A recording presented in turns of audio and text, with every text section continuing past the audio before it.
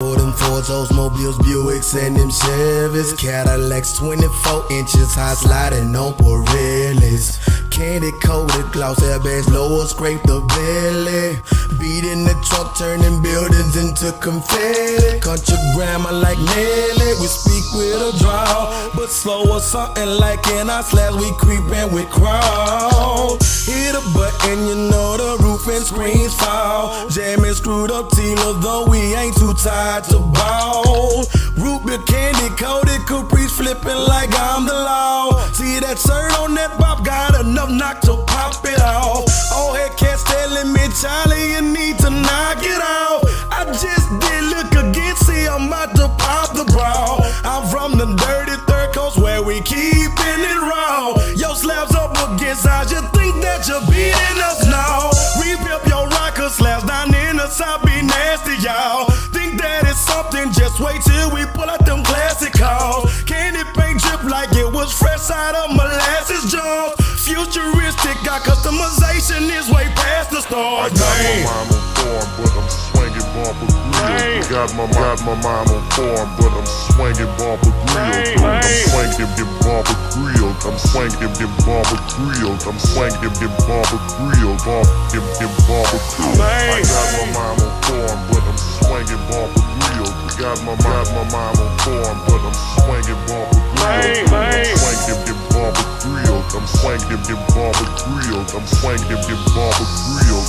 Them bumper grills. Ain't no need to asking, boy, yes, I'm a winner, bearing on 24 with VVS in a spinner, leather seats in my name and diamonds pressed in the center. The only time this whip kick a rest is in the winter. Never a beginner, I'm an iced out champ. Leave the bracelet on my wrist and catch an iced out crab. I'm a dog and my whoop barking nothing but free on, cause it's powered by an iced out amp. Hold up, Rappy Rick. I'ma slow it down and bring it back for my boy Brandon Chisholm in Tyler, Texas.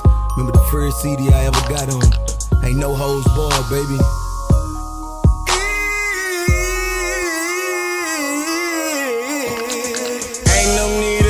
Boy, yes, I'm a winner, bourbon on 24s with VVS in the spinner, leather seats, and my name and diamonds rest in the center. And the only time this whip get caressed is in the winter.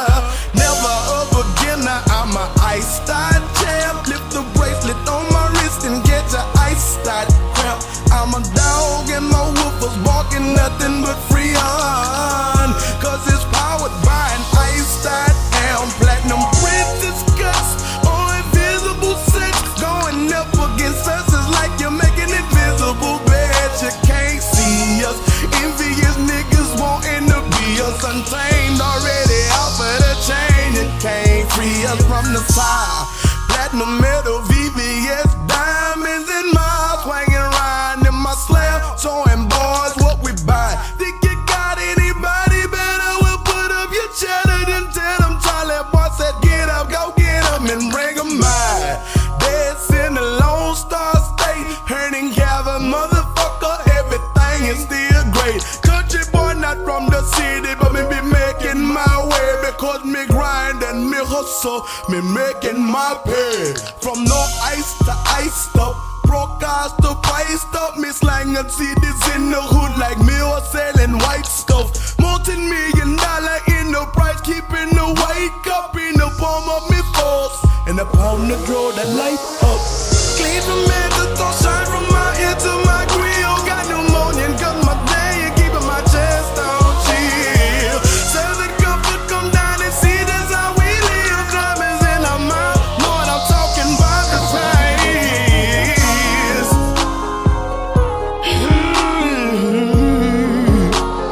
Man, Rapid Rick,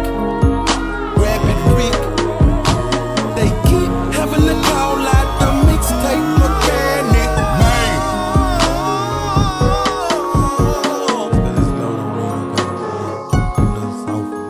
no. That's why they call me versatile child. I try to give you a little bit of everything. We go hard in the yard with a library card, 7-game, source gang over everything. Y'all know how we rocking, man. We back, pro literacy in the building. We rep pro literacy, and as promised, We are going to finish the book Ashkenazic Jews and Biblical Israelites. We're going to finish that book today. One more chapter, and the epilogue is what's going to be read today. Like I said, we are going to complete the book, and we are going to educate our listeners, our audience, on the Ashkenazi Jews. We're going to give you the historiography. We're going to give you the anthropology and archaeology, linguistic argument, so you guys can stop being ignorant on the Ashkenazi Jews, East European Jews, the Black Hebrew Israelite community at large are ignorant of the East European Jews. We have to be able to educate ourselves on these things before we speak on these things, right? Like I always tell my guys, don't be a know-it-all, be a show-it-all. We don't want to become like the other side. We don't want to become like the other guys. They just make claims. They don't really take out the time to study, invest the time, and actually to read, to gain an understanding. With all thy getting, get understanding. And I am a proponent of that. I'm a proponent of education. I'm a proponent of literacy. That's not, you know what I'm saying? Don't shoot the breeze. Like Nas said it the best. Don't shoot the breeze about it. Be about it. You understand? So that's what we represent here at the source. So Yap Gang represents. You understand? That's what all my guys represent. We represent education, literacy. Before we even get into this, I have one request of my audience. Don't request any money. I don't request a membership to a church or none of that. I don't want your religious affiliation. None of that. I only require one thing from you before we get into the meat and potatoes of today's video. And that one thing is... Hi, everybody. Time to use your noggin. How do you use your noggin, you say? Well, here's how you use it every day. Use your noggin when you write a letter. Use your noggin when you make it better. Use your noggin when you play guitar. Use your noggin to spot a star. Use your noggin when you make a scene. Use your noggin when you mix up green. Use your noggin to play a game. When you use your noggin, it's never the same. Use your noggin to sing a song. Ask another noggin to sing along. Use your noggin with your computer. Hey, that's Z. What could be cuter? Use your noggin. That's what it's for. I'm using my noggin. Are you using yours? I'm using my noggin. Are you using yours? You have to use your noggin. You have to apply logic and reasoning when we're doing our presentations, okay? And what you're going to find, if you take out the time to read about Ashkenazic peoples, their origin, who they are, what are Ashkenazic rights, their introgression, what you're going to find is once you have a conversation with brothers from those communities, you're going to find that you actually know more about that community than the community itself. Because even within their community, all they know how to do is pass on dogma and legend. The same thing with Black Hebrew Israelites. All we know how to do is pass on dogma and legend. So we have to be serious about our craft. We have to be serious about history and bring it to the forefront. So before we read this document, this book, it is a copyrighted source. I will say we are covered under Section 107 of the Copyright Act, which provides a statutory framework for determining whether something is fair use and identifies certain types of uses, such as criticisms. I will be giving my critiques, commentary. I will be commenting on the book, news reporting, teaching, scholarship, and research. I'm doing a blend of all of those things today. I will be reading this book to teach. I want people to be aware of Ashkenazic history, Ashkenazic demography, right? So, and genetics. I want my people to be aware of that, and I want to teach you guys. Scholarship and research purposes. I want people to dig deeper into this subject. Stop speaking on things that you haven't studied. That's the message. Okay? All right. So you guys know that we are pro-literacy here. We're about reading. We're about looking into the information. If you want to stay ahead of the ops, read. That's all you got to do is one thing. Read and comprehend. Continue to read about the topics because they're not reading about these subjects, not reading about these people. They're not digging into the history. What they're doing, they're spreading their folklore. They're spreading their dogma. They're spreading their doctrinaires, right? These people are not interested. This is why we call them dilettantes, right? They're not interested in actually spending the hours, the man hours, in reading it updating their knowledge. So a dilettante is a person who cultivates an area of interest such as the arts without real commitment or knowledge. And we don't want to fall in that category. We don't want to be the other guys. We want to actually read and understand these various viewpoints. Shalom to everybody in the chat. Shalom to my brother James, Sister Shari, Ezekiel, Avery, Sean. I see you. See everybody out there. All right, so let's get right into the meat and potatoes. I ain't gonna hold you guys up too long, right? So we've read to chapter 6 to show that we actually value literacy here in literature, and we take out our time and we read books here, unlike the other guys. We're finishing this book today. This is the last chapter, then we're moving on to the epilogue. So the last chapter we dealt with in the prior episode was why do East Europeans, Ashkenazi speak Yiddish? And we broke down why. Pretty much the East Europeans adopted Yiddish. They would have spoke Slavic and various other languages as well prior to 1200, 1300. We covered that. If you want to watch and understand that, if you missed that episode, that is part 3 of this series. So today we're on chapter 6, are Turkish Jews, Sephardic Jews. And it's pretty much the same dynamic, same issue or dichotomy that you have with the East European Jews and Ashkenazis or German Jews. Same thing. One group is adopting the language and culture and customs of the other. That's all that's going on here. So, introduction. Sephardic Jews are Jews who lived in Iberia during the Middle Ages and their descendants. The latter went mainly to France, England, the Netherlands, Germany, Italy, Anatolia, North Africa, and the Americas. It is unknown how many Jews went to each country. In 2003, Behar et al. Wrote that current usage applies this Sephardic designation to all descendants of the communities of North Africa and the Near East who follow the Sephardic rite of worship and cultural traditions. Before we read on, I want to point out that for people out there that try to act as if Judaism is a uniform and homogenous practice that's ubiquitous across all Jews, this is not true. There's different sects of Judaism, Sephardic. We're going to learn about the Romanites today as well, which is another sect of Jews that have their own separate rites and worship and cultural traditions as well. So no, they don't have a practice that's ubiquitous across the board. Or people say rabbinic Judaism. Rabbinic Judaism, Karaites don't even, appeal to rabbinic Judaism, right? So there's separate sects, separate belief systems, separate cultic practices that not all Jewish groups and people that profess Judaism keep, okay? Just want that to be noted. Let's continue to read. More specifically, in 2008, Behar et al. Concluded that Turkish Jews are to be considered as Sephardic Jews. This chapter is based on a reaction to this conclusion that I placed in +1 in September 2017. The journal in which the article by Behar et al. Was published shows that controversial results in genetic literature are not limited to Ashkenazis only.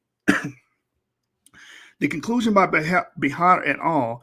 That the Turkish Jews are representatives of the Iberian Jewry is mainly based on three pieces of information. Statements by the interviewees. The Turkish Jews only settled in the country after the expulsion from Iberia in 1492. The Turkish Jews had mtDNA HVO that was also found among Portuguese Jews in Belmont. I will take a closer look at these 3 points. In addition, the following will be discussed: the rise of the domination of Sephardic Jewry, Judeo-Spanish, and the number of Iberian surnames. So he deals with the statement by the interviewees first, okay? The interviewees had declared that their ancestors had arrived from Spain. Genetic research by Need et al. 2009 pertaining to Ashkenazis in the United States showed that the origin of more than 45% of grandparents of the Jewish interviewees was unknown, a place the grandparents left about 100 150 years earlier. Here we are dealing with ancestors who supposedly left Iberia some 500 years ago. How reliable is the information about Iberia, and how can it be verified? Moreover, information about origin may be incorrect, as it will be explained under the heading Judeo expansion. So before I continue reading this, a lot of the issues that people have with African Jewry, we see people have issues with European Jewry. Because wait a minute, we can't trace these people's grandparents. We don't know where they came from. They just claim to be Jews. It's the same thing they say about African Americans and African Jewry. So we see that it's not just one-sided on those arguments. And I want people to know that, because some people have the perception that no, everything about modern Jews, white Jews, European Jews is 100% factually backed up. They're using nothing but empirical data. This is not the case. All right. Let me continue reading. It says here on the next page, Turkish Jews only settled in the country after 1492. It says the early presence of Jews in Turkey, and especially in Anatolia, has been mentioned already on page 62.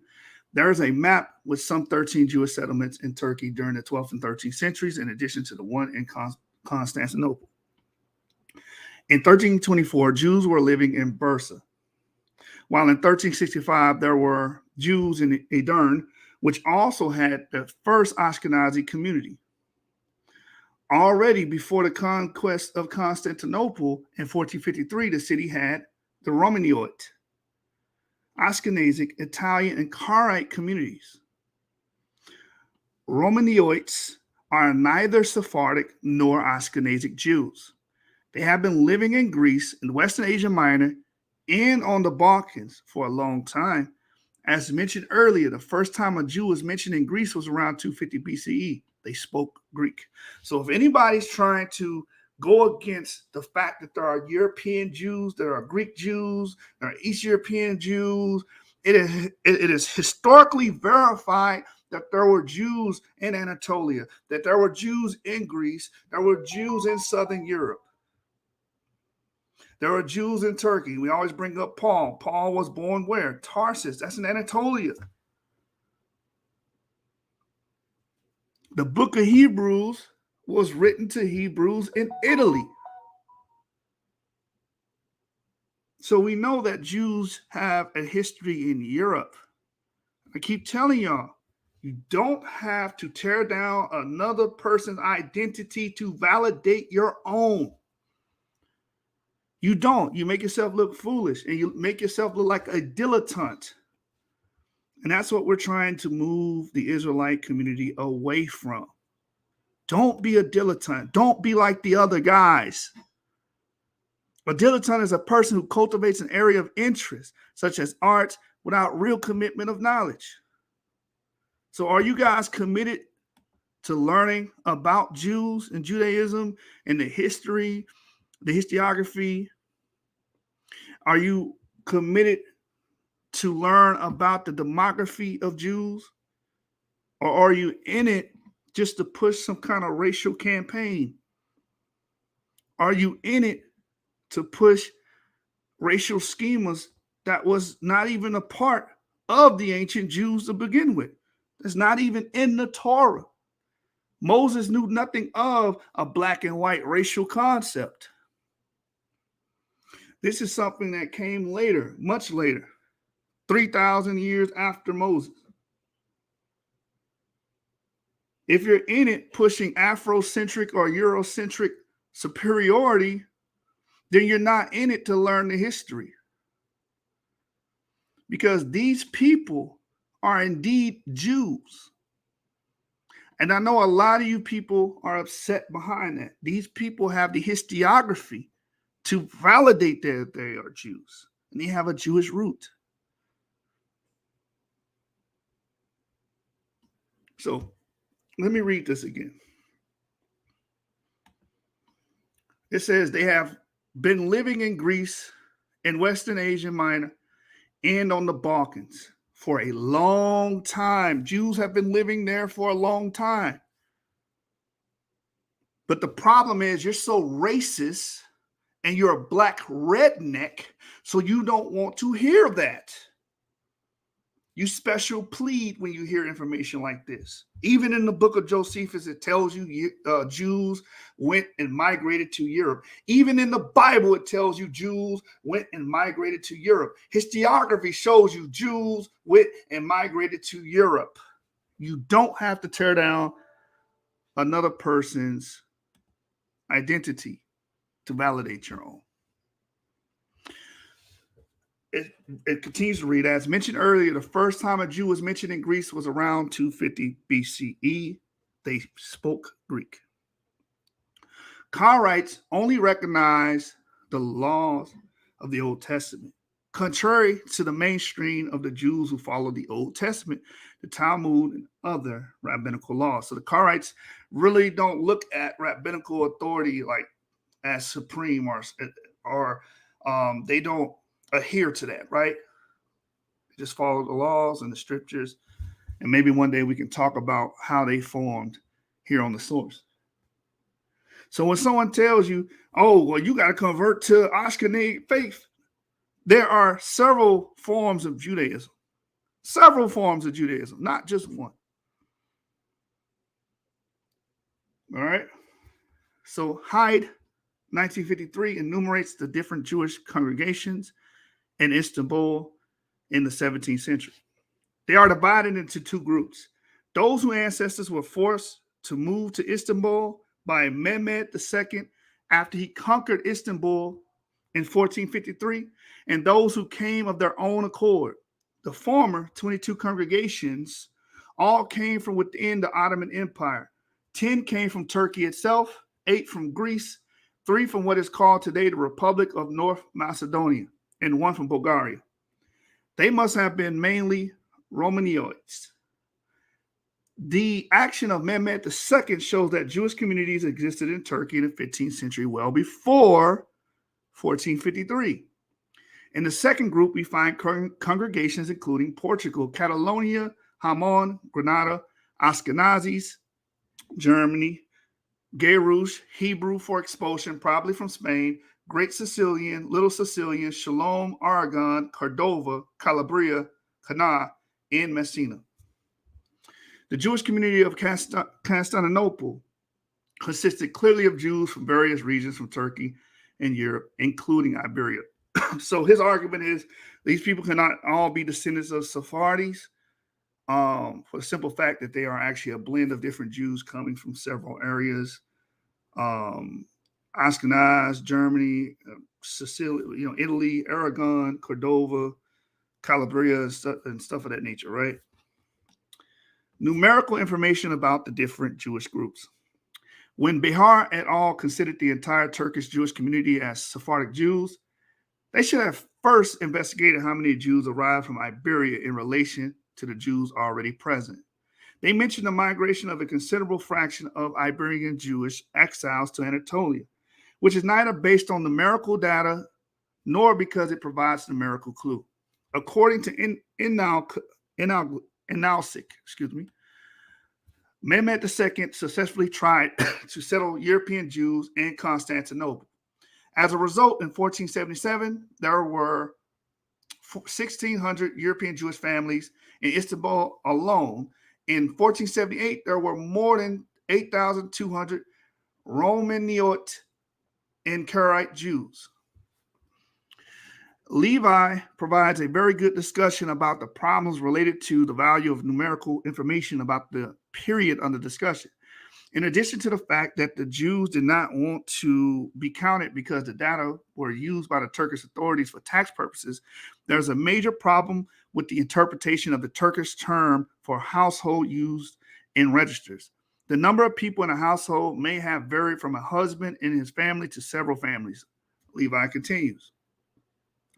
It is important to note that the information contained in the Ottoman registers has the advantage of being grounded in reality. It is therefore superior by far to any other sources such as travelers' accounts, whose numbers are generally based on hearsay. Although fragmentary and deficient, the Ottoman records allow us nevertheless to form an approximate idea within certain parameters of the population size. They give us a sense of the relative strength of each group in a given location and its relative economic position, and they allow us to follow long-range demographic and economic trends. He provides the following information based on Hyde, 1953, and Epstein, 1980. It says, open quote, around the turn of the 17th century, the total number of recorded Jewish households in Istanbul, old and new, was 2,000. Of these, Romaniote Jews still comprise more than half, whereas the immigrant congregations amounted to only about 44% of the households. This suggests that Jewish immigration to Istanbul, while considerable, was not on a large scale as generally believed. Thus, the Sephardic congregations accounted for less than 25% of all recorded Jewish households in Istanbul. And even if we were to include the two unidentified groups with Sephardim, their combined numbers of 628 households would constitute less than 29% of the Jewish households. It says the old congregations consisted of Romaniotes, Ashkenazis, and Karaites. The new ones were Sephardic, Italian, Ashkenazic, Hungarian, and two unidentified Jews. It should be mentioned here that Italian Jews do not consider themselves as Ashkenazic or Sephardic Jews. And that goes to the point I was bringing up earlier. Let me make sure we're still live. That goes to the point I was bringing up earlier about all these Jews did not have the same exact halakha. They did not have the same exact traditions, cultic practices. They did not practice the same exact way. There's not just one form of Judaism, right? And that becomes important to bring up to brothers that are of the European Jewry factions, because when they look at the Igbo Jews and Omanana, they look at their way of practice and say, no, this is not right. But again, there's not one way to be Jewish. That's not one way or one form of Judaism, as we're reading here. It says, interesting in this respect is what happened during the middle of the 18th century, when a substantial number of poor Jews from Italy and some from Morocco came to Amsterdam. Shout out to my brother Moore. You know, we was talking about some other brothers putting emphasis on Morocco. It says, and declared that they were Iberian Jews. The economic situation in Amsterdam was not very good. Many poor Jews were dependent on poor relief by the Portuguese Jewish community. With a substantial number of new Jews from Italy and Morocco, the amount of money of the Portuguese community for the poor threatened to become insufficient. The leaders of the Portuguese community demanded evidence of an Iberian origin from their old communities. This measure clearly concerned Jews without typical Iberian surnames. The suspicion was that poor Italian or Moroccan Jews would come to Amsterdam to make use of the relief money of the Portuguese community. So again, he's pointing out these several things to show that, hey, everybody that's a part of this Turkish community and these other groups are not Sephardic, are descendants of Sephardic peoples. Now we're going to go to the genetic argument.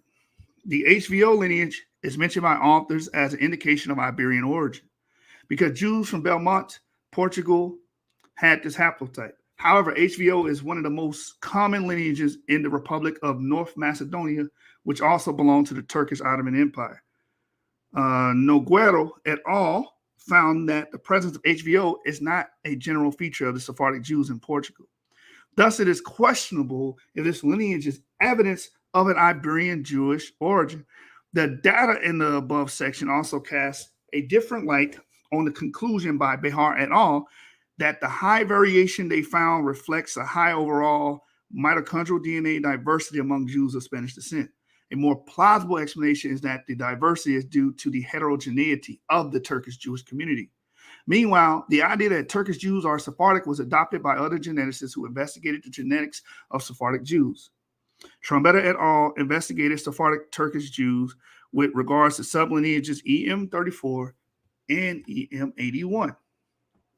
The DNA of Turkish Jews in Table 4 was labeled in the National Laboratory for the Genetics of Israeli Populations as Sephardic Jews from Turkey. It is questionable if the laboratory did extensive genealogical research about these Sephardic Jews. The data show that in addition to the heterogeneity of the Turkish Jews, they were probably intermarried with Turkish non-Jews as well.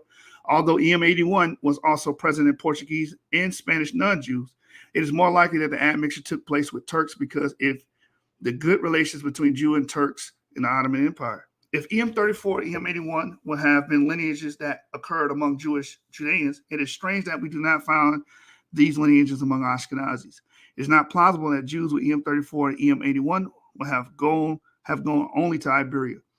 Although EM81 occurred in Portuguese and Spanish individual samples as well, varying from 2.2 to 41.1%, EM34 was only found among the Iberian group, Austrians, with only 1.1%. About EM80, both EM81 and EM34 were also found among southwestern Turks, northeastern Turks, and Turkish Cypriots. These data indicate that these Sephardic Turkish Jews are, in addition to being a mixture of Ashkenazic, Sephardic, Italian, and Romaniote Jews, also partly Turkish, should not be considered Sephardic. Then he gives you the chart, EM34, EM81, Sephardic Turkish, 5.3%, EM81, 5.3%. And it gives you the various percentages amongst these different Turkish groups. Domination of Sephardic Jewry. Well into the 1600s, the Romaniotes were the dominant group in Istanbul, not the Sephardic Jews. From then on, Sephardic influences increased, both economically and religiously. Although the other Jewish congregations tried to maintain their own identity, this was not possible in the end. Some of the first to adopt the Sephardic culture, including their language, were the Italian congregations. The Ashkenazis followed suit. The two communities that were not resistant to Sephardic influence were the Karaites and the Romaniotes, the oldest Jewish communities in the country. The Romaniotes had been the largest Jewish congregation until well into the 17th century. Nevertheless, after 1600, the Romaniote community began to mix with the Sephardic community and eventually became part of it, leading up to the Sephardic Turkish community. Judeo, Spanish, and Iberian surnames. The fact that Turkish Jews speak Judeo-Spanish has been interpreted as evidence that Turkish Jews originated from Iberia. Let me add some commentary to this. A lot of people make this mistake. They try to base whether if people speak the language now or have a culture now means that they are the originals. This is not the case. One thing you guys are not taking into consideration is the fact that language adoption, culture adoption happens. Culture is evanescent, right? You can have a dominant culture that comes in, take over the culture, absorb the culture, and now a foreign people have the culture. So again, this is why before my videos, I played a clip. I have one thing that I require of my audience is to use your noggin. All right. So let me keep going. However, as is the case with Yiddish, we are dealing here also with a linguistic replacement according to Eretz ethnic cum language shift model. Again, a relatively small foreign group of Jews, this time from Iberia, with a higher educational and cultural level. So this is how it happens. You have somebody that has more education, more knowledge, and more culture, more knowledge about a culture than you coming into your group. Yeah, they may be a small number, but they have more influence on you because they know more than you, right? So you have these Jews from the Iberia coming in and integrating and introgressing into Turkey and Anatolia, bringing in their culture, bringing in Sephardi rights, and having more knowledge and education than these poor Romaniotes, right? Or Romaniote, however you pronounce that, Jews. And they follow the dominant culture and absorb it. That doesn't mean they actually are the Iberian Jews themselves. You know, I try to break a lot of you guys from that thinking. Let's continue to read. It says, at the most, 29% of the Jewish population in Istanbul at the beginning of 1600 entered an extensive region with Jews of lower religious knowledge. As mentioned above, the local Jewish population adopted the customs of the immigrants, some rather quickly, some following a tough opposition to the Iberian at a latter stage. In the end, most Turkish Jews spoke Judeo-Spanish and had the idea, as is shown by the interviewees, that they originated from the Iberia as well, similar to the East European Ashkenazis, who think they originated from Germany. So we have the same dichotomy happening in two groups.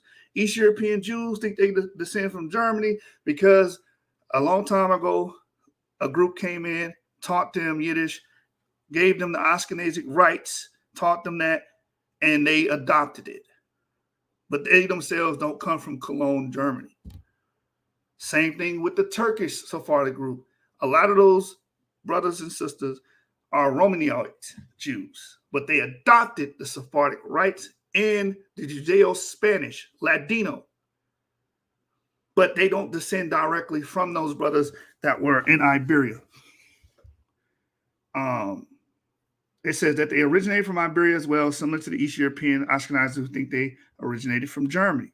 Like if you speak to an Ashkenazi Jew online on Clubhouse, they're going to say, we started in the Rhine. That's based off of language affiliation and culture affiliation, not genetics or ancestry. Let's keep reading. It says, if the Turkish Jews would indeed be descendants of Iberian Jews, we should find that most of the surnames of the Turkish Jews are Iberian, the way we find Iberian surnames in Amsterdam or Hamburg among the Portuguese/Spanish Jews. In the list with 99 Jewish surnames of Turkey, taken down by Daniel Kazez from Yusef Betzalel's book, Asmali ve Turk, only 14 were Spanish. The above-mentioned historical, genetic, and demographic data show that Turkish Jews cannot be considered a genetic continuation of Sephardic Jewry. Turkish Jews are a mixture of Romaniote, Italian, Ashkenazic, and Sephardic Jews and Turks. At the beginning of the 17th century, Sephardic Jews were still a minority among the Turkish Jews, and it is quite feasible that they still are. This heterogeneity also explains the high overall mitochondrial DNA diversity among the Turkish Jews and the relatively small number of Iberian surnames. The question remains on why geneticists would consider Turkish Jews as Sephardic Jews when there's so much historical evidence that they are a mixture of Romaniotes, Ashkenazic, and Italian Jews and Turks. It reminds me of some Dutch Ashkenazis referred to on page 46 who maintain that they are Sephardic Jews. Conclusions. Point 1. Jews lived in Turkey from the 3rd century BCE. And again, to let my audience know, because a lot of you brothers are Black Hebrew Israelites, BHIs that are watching, Jews have always been in Turkey for a long time. 3rd century BCE. That's 2,300 years ago. Okay? We have the historiography to prove that. All right? Point 2. At the beginning of the 17th century, the majority of the Turkish Jews still consisted of Romaniotes. So they wasn't Sephardic, they wasn't Ashkenazic. They were Romaniotes. They had their own culture.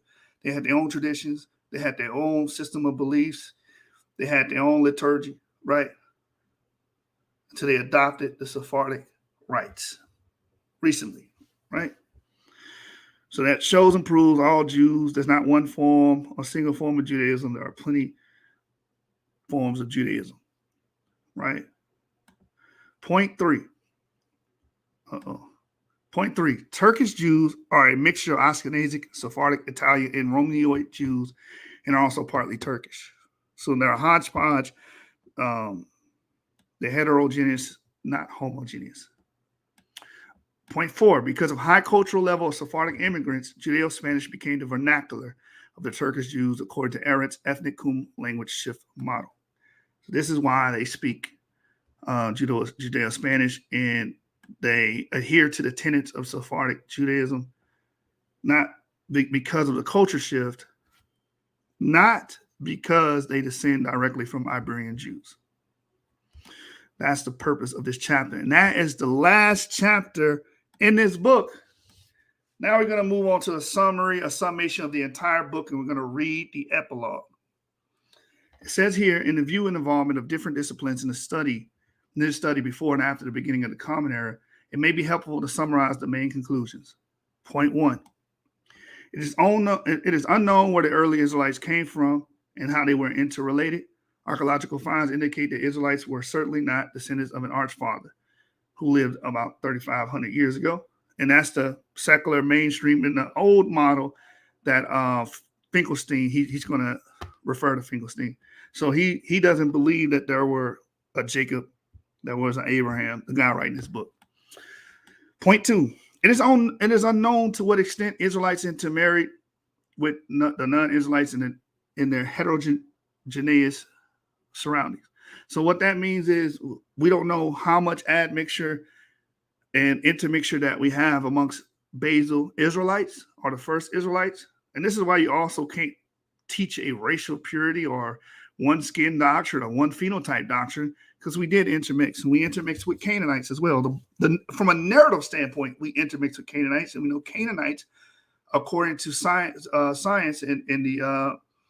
when they assumed the bodies of actual Canaanite burials, which were actually Hurrians, that they would look like the modern Lebanese. They would have the same skin coloration, same hair type, same eye color as modern Lebanese. So if we were mixing with them, imagine what some of those children would look like. Point 3, from both foregoing points, it is clear that as long as we do not have ancient DNA of the Israelites, we do not know to whom DNA lineages of modern Jews refer to, and that's just plain and simple. We don't really have the basal population of Israelites to compare the DNA analysis to. Point 4, it is not possible to consider Israelites or Judeans direct ancestors of modern Jews because the former used a patrilineal system. The father determines the status, and the latter use a matrilineal system. The mother determines the status, including a quantitatively unknown inflow of converts, as indicated by geographically determined Jewish phenotypes.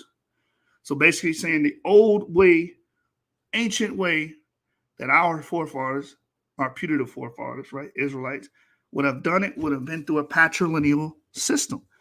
But in the Mishnah, around the 2nd century CE, they decided to say, hey, what determines a Jew is through the mother. That's new in the earth. That's new compared to the old system. And what this system did was allow for an inflow or introgression of other paternal markers to be added to the Jewish gene pool. This is why we see R1b being so pervasive in the Sephardic or East European Jews. Okay? And it's also geographically determined by Jewish phenotypes because they were mixing and admixing with the locals and the autochthonous peoples of Europe, the locals and autochthonous people of North Africa, Eastern Europe. Okay, so their children would pick up those allosomes and pick up those phenotypes and start to look like the locals. Point 5, there are Ashkenazis by descent, originally from Germany, and Ashkenazis according to religious rites. And a lot of East European Jews are actually Ashkenazis according to religious rites. Their forefathers adopted the religious rites of the original Ashkenazis. They're not descendants of the Jews of Germany. Point 6, it is not possible to use the West model life tables of Cole and Dimony to defend invented and implausible high Jewish growth rates in Eastern Europe between 15 and 1800. And he explains in Europe, the conditions were too poor to support such a great growth rate amongst East European Jews. It just doesn't make any sense. When you have a high mortality rate, high child mortality rate, and disease and all these other factors that's going on in Eastern Europe at this time, it just doesn't, it's not conducive for a population spurt like that. You know, especially going from 350 males or 350 peoples all the way to 2 million in 1800. Point 7, migration of Jews from Czech lands, Silesia, and former German Eastern territories during the period after 1550 does not solve the problem of the implausible East European Jewish population increases. Point 8, the possibility that East European Ashkenazis are mainly descendants of Khazars is strongly reduced by the fact that the ancestors of Ashkenazis had already lived in a relevant region already for more than 650 years before the Khazars appeared in the region. More than 850 years before King Bulev converted to Judaism. So again, that's why the Khazar argument is a horrible argument. You cannot use the Khazar argument and say everybody that's an East European Jew or European Jew are descendants of Khazars, because these people existed prior to the Khazars. even being a kingdom. Right? We read earlier, Jews are already in Greece, 3rd century BCE. They're already in Turkey, 3rd century BCE. They were in the Black Sea region. Use your noggin. Use your noggin. Don't appeal to emotion. Use your noggin. Point 9. The genetic evidence for a Khazar ancestry by El-Hike is inaccurate, both demographically and genetically. Point 10. Most of DNA research pertaining to lay Jews is based on incorrect historical and demographic data and leads to incorrect conclusions. Point 11. Via a genealogical approach, it was shown that the mtDNA profile of West and East European Ashkenazi show a genetic difference between the two groups. Point 12. Determination of a Jewish Y chromosomal ancestral gene pool led to 5 different lineages, which implies that the ancestors were not descendants of an archfather who lived about 3,500 years ago. This was brought up by me on Clubhouse dealing with this over-religious zealot named Claire, trying to explain to her that East Europeans have multiple haplogroups amongst them, meaning all of them cannot be descendants of Jacob, meaning that they absorbed other populations converted into their way of life and joined them, which is nothing wrong with that, but that's true, right? Point 13. Genetic research pertaining to Jewish priests shows different lineages that also make it impossible that Aaron, the brother of Moses, was the forefather of the Jewish priests. A similar problem pertains to the Levites. So again, the Cohen model haplotype mixed with the R haplogroup and the E haplogroup shows that these people have different paternal lines, different patrilines, meaning they all can't descend from one man named Aaron that lived in the Iron Age. Point 14. The fact that King Jeroboam I appointed Jewish priests from the elite of the country further justifies the former point and also makes it unclear who the ancestors of today's priests are. So King Jeroboam I would appoint anybody to be a Jewish priest. It had nothing to do with if they were descendants of Aaron or not. So that would introduce other Y chromosomes into the gene pool, right? Point 15, it is possible that the quantitative relations between the different Y chromosomal lineages of today's Ashkenazic priests are different from those of the Judean priests. The reason for the difference is that for the former. These differences depend on, for example, the number of priests that came to Europe with a certain lineage. The same holds for the Levites. Point 16, the conclusion that YASHAR-YA'OH, forefather of the rabbinic Horowitz family, originates from Spain is based on amateurish genealogical research and is incorrect.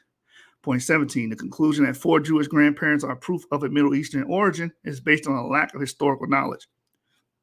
And as we saw in points 1 and 2, a Middle Eastern origin does not necessarily mean an Israelite or Judean origin. Point 18, studies with autosomal DNA that use demographic models with wrong parameters lead to wrong conclusions. Point 19, the use of Bayesian statistics to choose the right demographic model for showing substructure among Ashkenazis does not lead to usable conclusions because the chosen model is based on the wrong priors. Point 20, the idea that there were blood Amorites and Israelites is based on the wrong observation. So real quick, I'm going to add commentary to that. A lot of you guys will run into people on the internet that will use images, picture pages, Bill Cosby, picture pages. They would use picture page scholarship on you and say, hey, the Israelites were blonde or the Egyptians were blonde. Actually, they were not blonde. It's just that they used a yellow base and then they would paint black over it, right? And over time, thousands of years later, that black paint peels off and now what's left? The yellow base. They were not depicting blonde people. That's just the base that they were using at that time. And we covered that in prior episodes. Let's continue reading. It says here, point 21, the knowledge of German Jewish literature about the Middle Ages is essential for a good understanding of the origin of East European Jewry. The presence of Judeans from Anatolia and Greece and the Greek colonies around Crimea from before the beginning of the Common Era has been historically proven. Again, all my BHIs that's watching, y'all getting upset right now, but it's been historically proven that there were Jews in Anatolia, Greece, and in Greek colonies around Crimea before the beginning of the Common Era, meaning before Christ was born, right? Before any of that. This has been historically proven. These Judeans form part of the ancestors of the East European Jewry. This is why you cannot discount East European Jews as a whole, because there is a component amongst them that go back to original Jews that date before the Common Era. Point 23, an origin of East European Ashkenazis via the southern route is also defendable from a genetic point of view. Point 24, a switch of a Slavic-speaking Jewish population to Yiddish can be explained by Arendt's language Qum ethnic shift model. So prior to 1200 CE, the East European Jews were most likely Slavic-speaking. Point 25, from the foregoing 24 conclusions, it follows that there are two kinds of Ashkenazis, by descent and by religious rites, who differ also genetically. In both populations, the women are mainly of European origin. So a lot of people say, oh, well, the women determine if you're Jews. And well, a lot of these women are European origin. They are autochthonous. They are original inhabitants of Europe, haplogroup K, right? Just keep reading. It says, it is not clear if the men are descendants of biblical Israelites because the genetic makeup of the latter is unknown. Point 26, historical, demographic, and genetic data show that Turkish Jews are not a continuation of Sephardic Jewry. Point 27, at the beginning of the 17th century, Sephardic Jews were still a minority among the Turkish Jews. At that time, the Romaniotes were still the largest congregation. Point 28, the use of Judeo-Spanish by Turkish Jews can also be explained by Arendt's language Qum ethnic shift model. All right, now let's go to the epilogue. With the epilogue, I believe that he says a few interesting things here. A lot of things stood out to me in the epilogue, right? Then we're going to conclude this book. Right, James, Jews have been in Turkey since the Hellenistic period. All right. So let's continue. Let's finish this. The epilogue. An epilogue is a place where an author has the opportunity to give his or her thoughts free reign. There are a number of matters related to the origin of some of the ethnic Jewish groups that I find troublesome from a scientific or moral point of view. I hope that the reader does not take offense at my open-heartedness about the biased way Jewish medieval history and genetics are often treated in the scientific community. As to history, it may be helpful to start with the beginning of the German Jewish history. I am appalled at the way modern historians deal with early German Jewish history. When did Jews arrive in Germany? Most of today's Jewish historians acknowledge a Jewish presence in Cologne in the 4th century, but deny a continuous presence between that period and the 8th or 9th century when the Jews supposedly returned to Germany. According to Germania Judica and German Jewish reference work on medieval Jewish history in the German-speaking realm, they arrived sometime before the 4th century in Cologne. Although there is no evidence in historical sources of a Jewish presence in Cologne or somewhere else in Germany between 330 and 9th century, German Judica doesn't rule out the possibility that Cologne was inhabited by Jews continuously during that period. Recent archaeological work by Seven Schut showed that the synagogue that had been assumed to be the 11th century in reality was Carolingian, 8th or 9th centuries, with an uninterrupted architectural continuity in several phases back to the 4th century, and that there was, beyond serious doubts, a continuous Jewish presence from the 4th century on. Although at first received with enthusiasm, even rabbis from Israel came to visit the archaeological sites. Some Jewish historians began to disagree with Schut's findings. I attended a symposium on the archaeological finds on Cologne in 2012. I was shocked by the vehement way Schut was attacked by German archaeologists, even about his Carolingian synagogue. Not only that, these days, there is even a tendency to deny the presence of Jewish community in Cologne in late antiquity altogether. It is a riddle to me. What is going on with the discussion about an early Jewish presence in Cologne? The situation escalated in Cologne, and German politicians started to get involved. It is unclear who turned to the politicians, but in the end, Schut was dismissed. The project was reduced by 2/3. Many houses and parts of the synagogue were destroyed, and the excavation was continued with machines instead of by hand, the way archaeology should be carried out. As a result, much of the evidence was destroyed, especially 90% of the evidence of the early period. What was their underlying reasons that led to the partial destruction of the dig? Of course, Schut's conclusions about a continuous Jewish presence are in disagreement with East European Jewish assumption that the beginning of the Jewish presence in Germany was only around the 9th century, but still unthinkable. Now, again, if you guys were paying attention to the earlier parts of this series, you know why they did this. It's because East European Jews assume that they descend from German Jews, but that's not true. And how they make this assumption, they say, oh, we know the Jews were in Cologne, but as invaders come in, right, the German Jews fled into Eastern Europe. But this can't be backed up with demographic history. There's no proof of this. And that's what he's pointing out. And this is why they destroyed the Carolinian synagogue, because it goes against their dogma. And this is why I keep telling my audience, do not be like these guys where you want to destroy and distort evidence because it doesn't fit your line of thinking or your dogma. That's just crazy. Let's keep reading. In the introduction of the book, I mentioned the statement by Harry Ostrander about the genetic research of the Jews. It seems that his statement is merely a confirmation of a practice that had started earlier, namely trying to prevent the publication of results that do not agree with generally accepted traditional ideas about Jews or when an origin from the Middle East.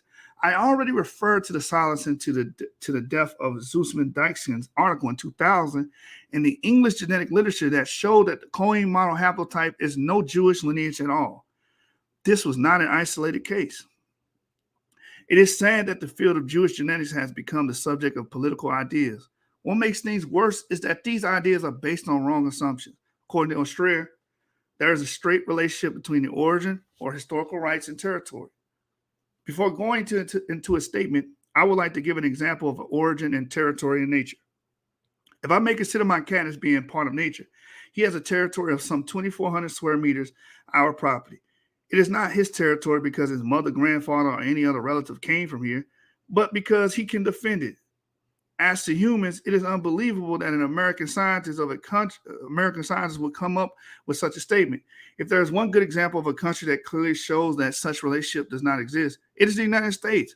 For all practical purposes, the United States is run by Europeans. The Native Americans who have been living there for more than 15,000 years and did not leave have nothing to say as far as ruling the country is concerned. They were placed in reservations. Historical rights, the United States is not unique in this respect. With Australia and New Zealand, good examples as well. I am not accusing these countries. I am merely observing how human nature and history work. In 1948, Jewish politicians used the idea of historical rights to obtain more support for the establishment of a Jewish state. Maybe they believe that this relationship indeed exists, or maybe they just used it to reach their goal. However, there is no straightforward relationship between origin and territory and nature outside of Homo sapiens, and, as shown above, also not among Homo sapiens. Only one thing is important: the power to defend a territory. This may not sound very nice, but it is the reality. Do politicians and geneticists realize the link between origin and historical rights and territory is not only an illusion, but that it exists apparently for Israel only?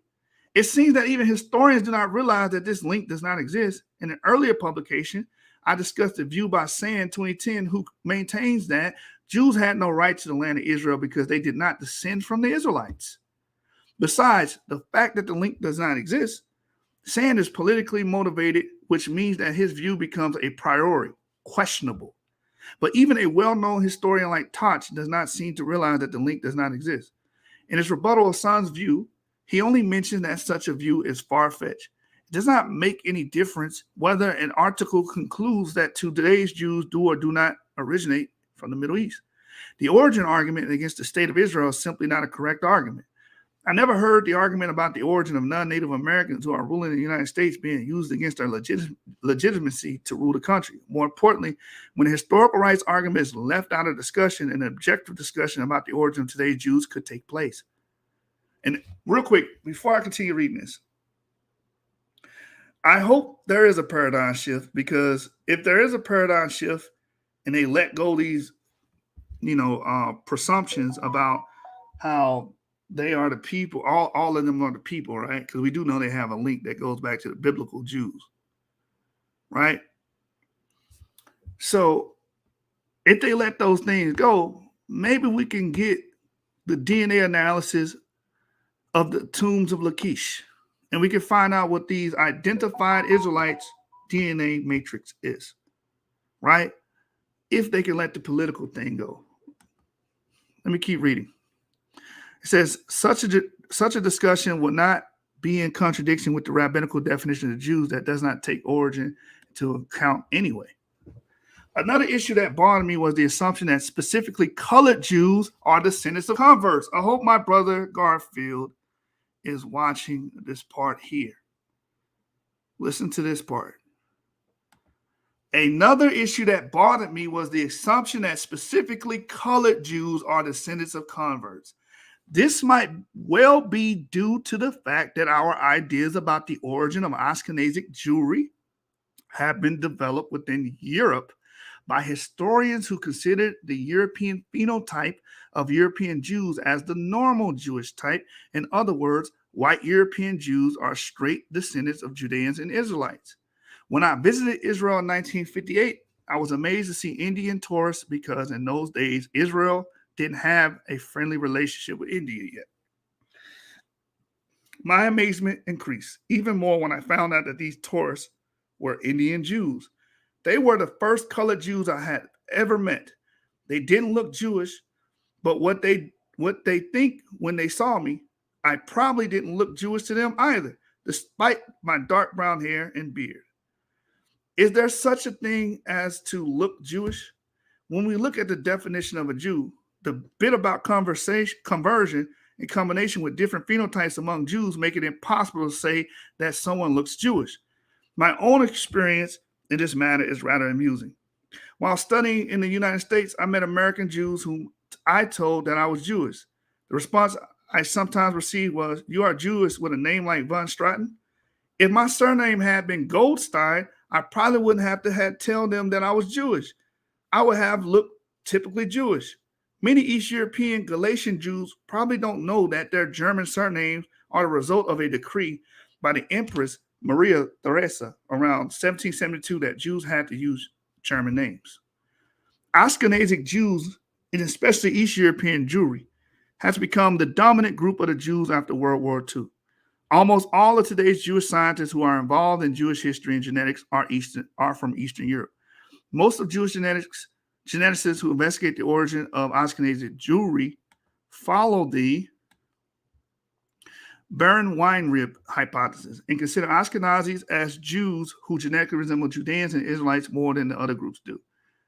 The Sephardic Jews may be an exception, but not the way these geneticists try to define. Also, Bulgarian, Moroccan, and Turkish Jews are Sephardic.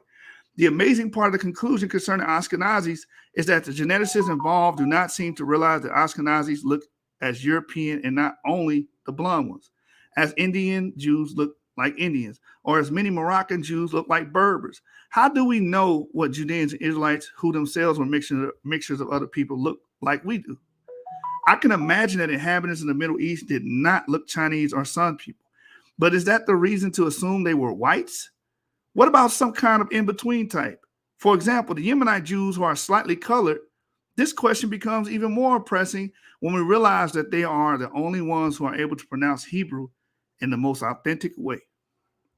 Morag 2001 mentions that Yemenite traditions show features of both Tiberian and Babylonian traditions. There appears to be no connection between the pre-Islamic Yemenite languages and current Yemenite Jewish pronunciation. In the Yemenite tradition, the close Hebrew Yemenite pronunciation of the two Hebrew vowels, halam and tesseri, transliterated as e, as in bed, was in Judean pronunciation as attested by biblical texts. The way Ashkenazis pronounce Hebrew has little to do with the original pronunciation of Hebrew. An interesting observation, actually, because the original pronunciation should have been passed on via the Hebrew prayers from father to son. Interestingly, the Yemenite Jews have little in common with Ashkenazic Jews genetically, as was first shown by Zussman Diskin in 1997. Among Yemenite Jews, we find the African mtDNA lineages L1 through L3A, but their frequency is rather low compared to those of the non-Jews from the same region. The African lineages may have entered Yemenite Jewish community during the period or maybe early as a result of commercial ties with sub-Saharan African countries. That's huge right there, because we have a lot of legends and oral testimony that ties to Yemen and sub-Saharan Africa. Keep reading. It says the presence of non-Jewish mtDNA haplotypes is normal, though, as we have seen before. Campbell et al. 2012 showed via primary component analysis, PCA, that Yemenite Jews did not form part of a Jewish cluster. They were distinct and statistically different as well. They write like the Ethiopian Jews. This population was founded less than 2,000 years ago and was thought to be comprised mostly of local proselytes, which is reflected in the distinctive clustering of the population away from other Jewish groups and mostly Middle Eastern ancestry present in the group. According to archaeological evidence, Jews lived in Yemen from 3rd century CE. The view that modern Yemenites would be descendants of Himyarites is not correct, as I mentioned earlier on page 52. It is likely that Campbell et al. Are not familiar with the above-mentioned features of Yemenite Jewry. Therefore, an idea that Yemenite Jews may be descendants of Judeans exactly because of these differences may not have occurred to them. The possibility that Yemenite Jews are straight descendants of Judeans and Israelites may be summarized by the combination of the following 5 points. Point A, they have the most authentic pronunciation of Hebrew. Point B, they are genetically different from other groups of Jews.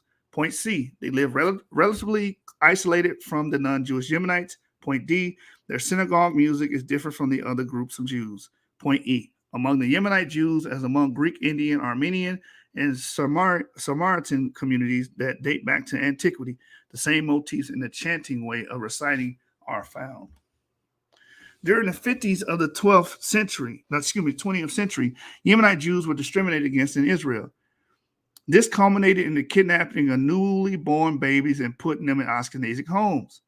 The mother of the baby was told that the baby was very ill and that she should go home in the meantime. She was later informed that the baby had died. This practice came to light because Yemenite Jews don't look like Ashkenazis. Should this practice be mentioned in scientific discussion? I think I should because it touches the essence of the origin of Ashkenazic Jewry. And it also shows to what kind of excessive behavior ideas about origin may lead. If a group of Jews with the above-mentioned qualities who are not as white as Ashkenazis and who are not genetically close to European Jews will qualify best as descendants of Judeans, what does this mean for the origin of Ashkenazic Jewry? By putting Yemenite babies in Ashkenazic homes, it will look as if Ashkenazi could also have these slightly colored babies. In schools, Yemenite children were discouraged to pronounce Hebrew the Yemenite way and use pronunciation that is a mixture of Oriental and Ashkenazic pronunciation. Ashkenazi rulers were clearly intent on removing the authentic way of pronouncing Hebrew to diminish their uneasy feelings about Yemenite Jews. A contemporary case of discrimination is that of the Ethiopian Jews. Again, Jews who are not white. In this case, it is a mix of religious and non-religious discrimination. On December 9th, 2019, a lecture was delivered in Orthodox Union Jerusalem World Center with the title Falashas, Are They Jews? Falashas is a derogatory name for Ethiopian Jews. The answer to 9 rabbis was present, 8 originally from Eastern Europe, Poland, 2 from Poland, 3 from Lithuania, 1 from Belarus, 1 from Russia, 1 from Eastern Europe, and 1 Oriental, originally from Baghdad. The answer of the Ashkenazi Jews was negative. Only the Oriental rabbi considered Ethiopian Jews as Jews. The chances that ultra-Orthodox Jews would marry Ethiopian Jews are virtually non-existent. But the treatment of Ethiopian Jews by these kind of rabbis leads to unnecessary harassment, as shown by a movie in which an Ashkenazi rabbi checks whether or not an Ethiopian lady who works in a kosher catering company is Jewish. On the spot, the lady had to show papers that proved that she was Jewish. The lady did not carry her papers with her, got all upset, started to cry. I wonder what would have happened to the lady if the lady had been white and English speaking. Would she have been treated the same way? It is shameful that, again, Ashkenazis are involved in a kind of discriminatory behavior.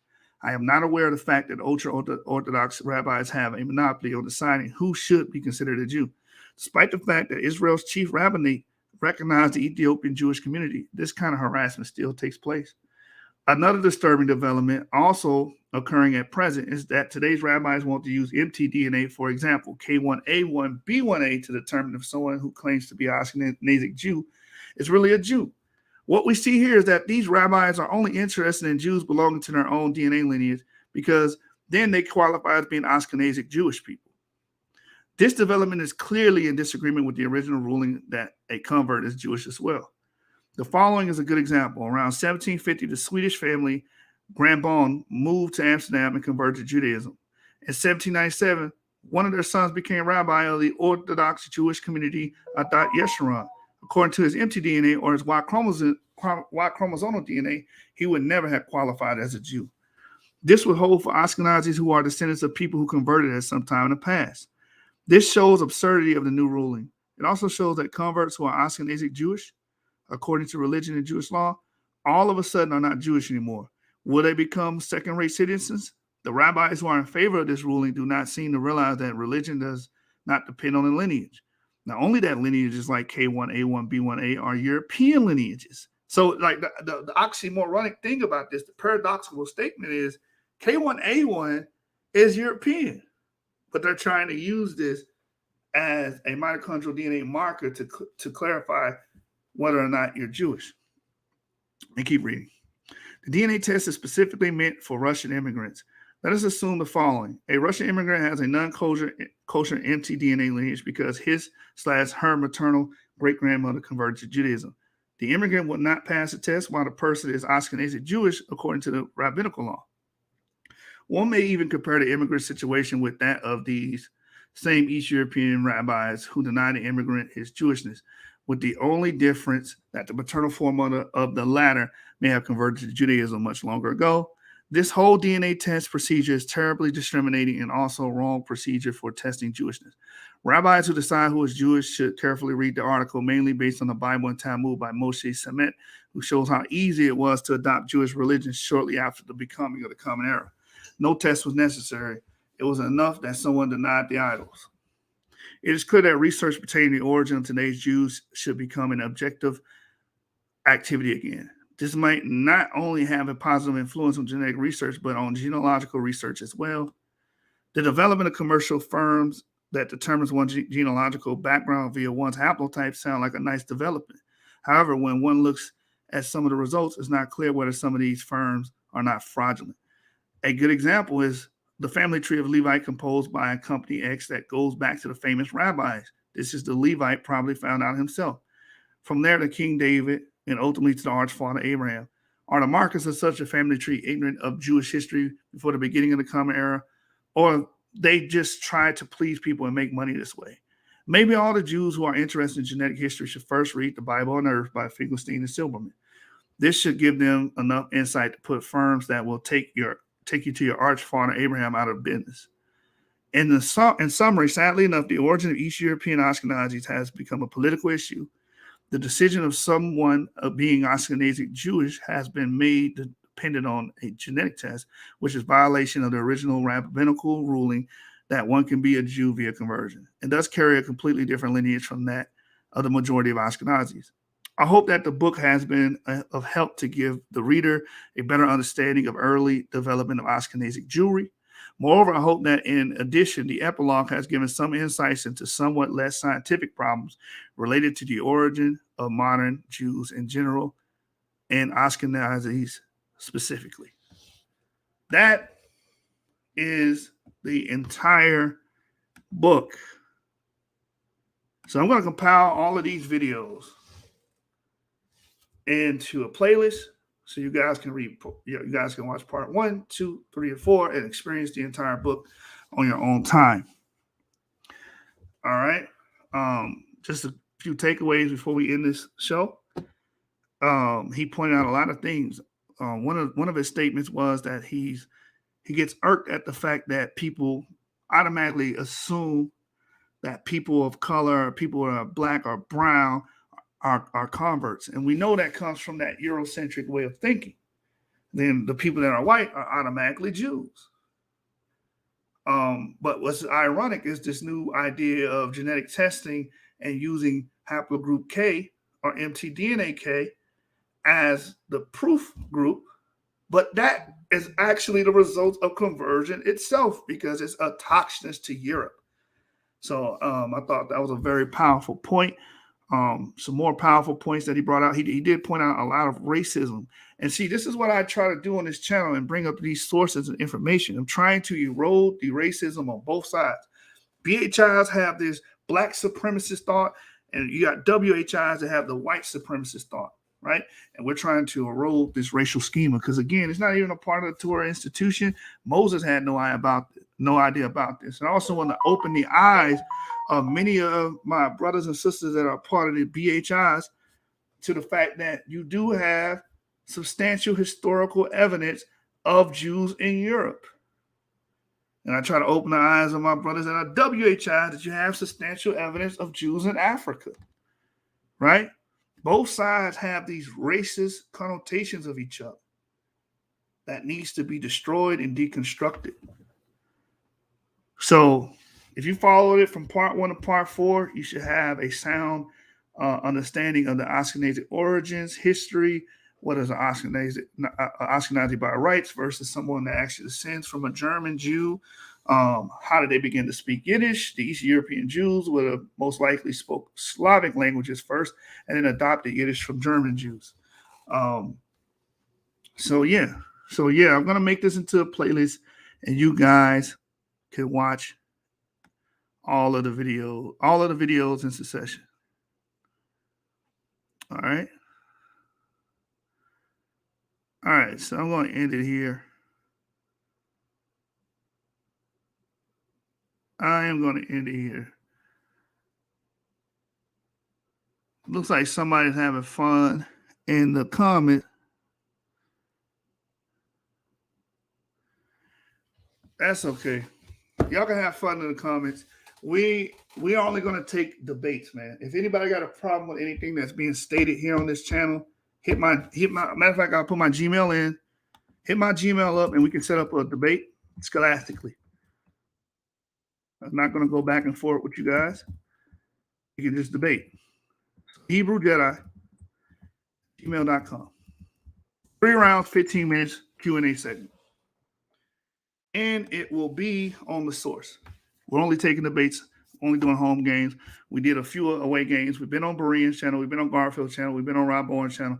We're trying to get some home games. So that's my email. You can contact me if you disagree with any of our ideas, perspectives, or worldview. And we can get the debate. We can get it started here on the source. With that, shout out to my YAP gang. Shout out to the YAP members. And shout out to all the brothers and sisters who got YAP. Whether or not your skin color is white or black, or your locality, or your religion, or whatnot. We out here. Gang. Peace.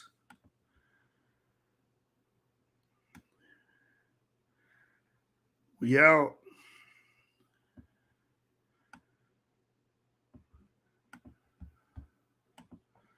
This for them Fords, Oldsmobiles, Buicks, and them Chevys, Cadillacs, 24 inches high, sliding on Pirellis. Candy coated gloss airbags, lower scrape the belly.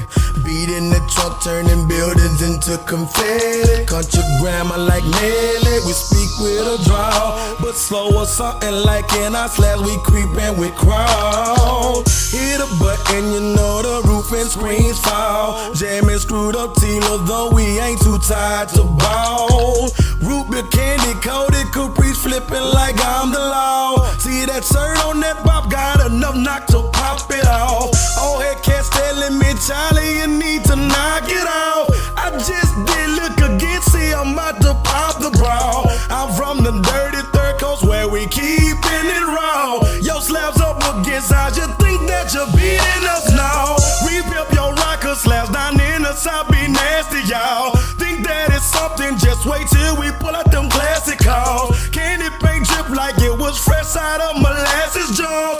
Futuristic, got customization is way past the stars. I got my mind on form, but I'm swinging bumper grill. Got my mind on form, but I'm swinging bumper grill. I'm swinging bumper grill. I'm swinging bumper grill. I'm swinging bumper grill. Bumper grill. I got my mind on form, but I'm swinging bumper grill. Got my mind on form, but I'm swinging bumper grill. I'm swinging bomber grills. I'm swinging them bomber grills. I'm swinging them bomber grills.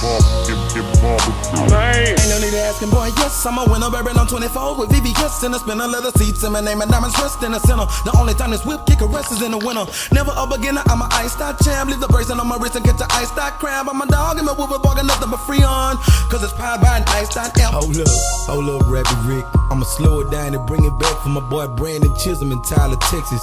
Remember the first CD I ever got on? Ain't no hoes barred, baby.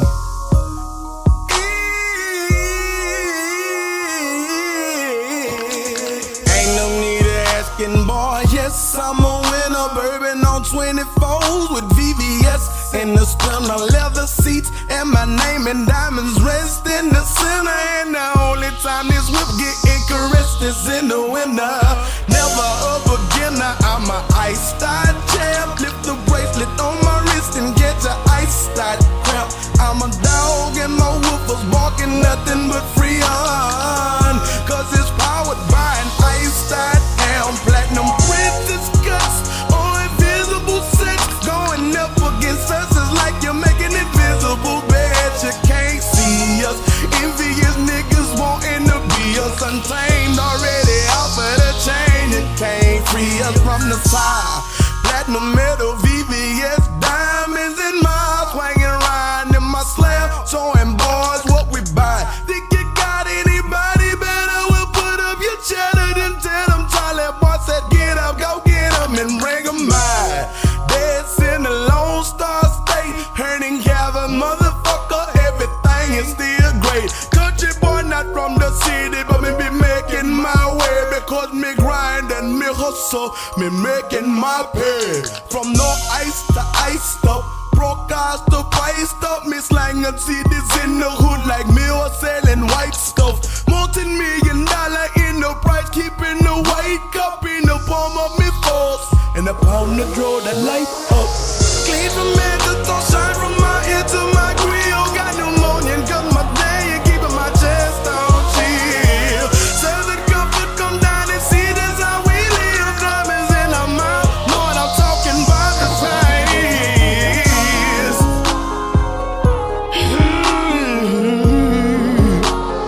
Man, Rapid Rick,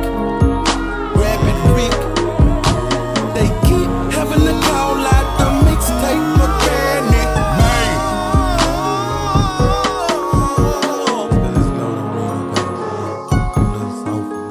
no. That's why they call me versatile child. I try to give you a little bit of everything. 7 candlesticks up, and I've been telling y'all, it ain't a debate. It's a stick up gang.